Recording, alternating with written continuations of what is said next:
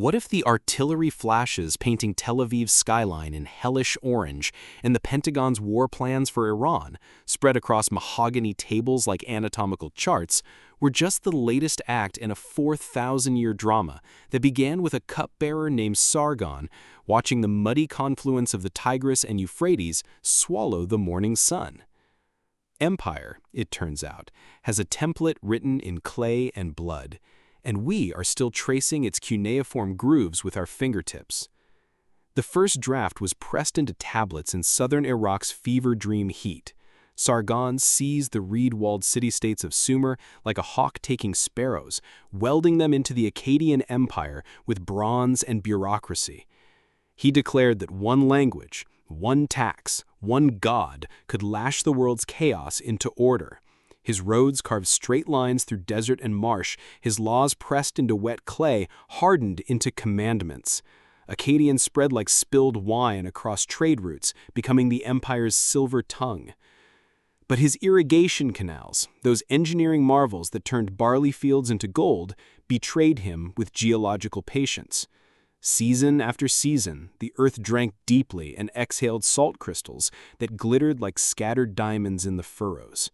The very arteries that fed his granaries slowly turned his Eden into Lot's wife, a monument to overreach, white and barren under the pitiless sun. That ecological betrayal became the empire's funeral shroud.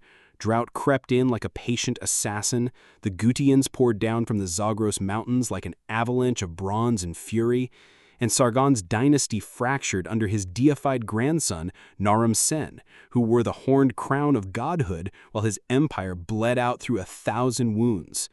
When the scribes' tablets finally fell silent, Eden, that biblical garden scholars locate in this same alluvial womb of civilization, was already exhaling its death rattle in dust devils and salt-white fields. Centuries later, the silence drew pilgrims like moths to a guttered flame. In 1625, the Italian noble Pietro della Valle trekked through bandit country to the ruins of Ur with his Assyrian wife, searching for Abraham's birthplace among the ghosts. He found wind-scoured ziggurats rising like broken teeth from the desert floor, shards of cuneiform script scattered like fragments of a shattered prayer. A haunted landscape that would pull archaeologists, conquerors, and poets eastward for the next 4 centuries, each hoping to excavate paradise from the rubble of empire. The names changed like seasons: Rimush, Manish-Dashu, Naram-Sen, but the pattern held with the weight of natural law. Conquest sharp as the blade's edge, consolidation thick as honey, overreach burning like fever, collapse swift as a hawk's stoop. Law codes chiseled into stone monuments followed by temple burnings that painted the night sky red with the gods' supposed wrath. Each new claimant to universal power invoked the old pantheon like conjurers summoning familiar demons. Inanna's scarlet fury, Adad's storm hammer, Enlil's breath that could lift empires or dash them against the mountains. Myth was policy, written in blood. Theology was geopolitics with a divine seal. Now, the ancient wheel turns again, grinding the same bitter grain between millstones worn smooth by centuries. Live feeds flicker with smoke mushrooming over Tel Aviv like dark flowers blooming in real time, their petals unfurling in high-definition horror. Iran's supreme leader vows irreparable damage with the measured cadence of prophecy, each syllable weighted like lead if the United States dares intervene. President Trump warns of a response bigger than a ceasefire, words that carry the metallic taste of ultimatum and the electric smell of approaching thunder. Carrier groups pivot in the Gulf like circling sharks sensing blood in the water, their wake trails writing temporary treaties in foam that dissolves before the ink can dry, while the rhetoric of unconditional surrender echoes Naram-Sen's divine hubris across 40 centuries like thunder rolling between mountain peaks. Iran, that ancient heir to Elam and Persia, crouches beneath the same Zagros ridges that once funneled the Gutians into Akkad like water through a broken dam, those stone teeth still biting at the sky after 4 millennia.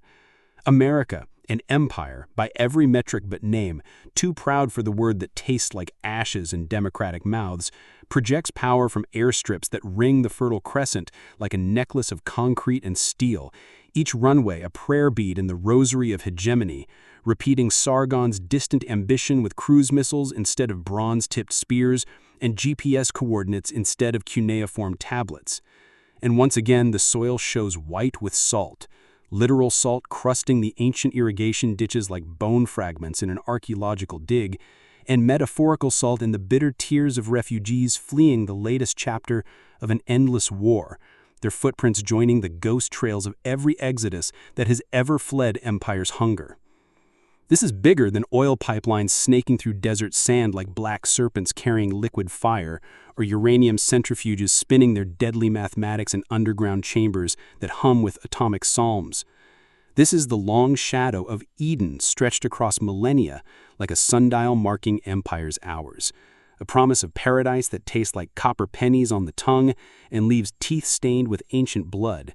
A curse of empire that passes from father to son like an heirloom sword that grows heavier with each generation's grip, and a West that cannot stop returning to its birthplace, even if the return means fire raining from heaven like the wrath of forgotten gods, even if the homecoming burns the garden to ash and salt and leaves nothing but wind singing through empty ziggurat windows. The cupbearer's dream endures in marble halls and mahogany war rooms, and we are still drinking from his poisoned well, the water bitter with the taste of empires that rise and fall like tides, each wave carrying the salt of the last.